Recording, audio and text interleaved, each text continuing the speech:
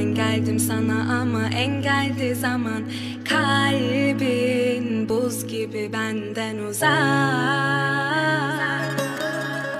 Anlattım derdimi bitiremedim. Ağladım ağladım hiç gülemedim. Son çare bu aşkımıza. Her yer karanlık ama korkma sarıl bana. Sevgilim yazdığım son satır bu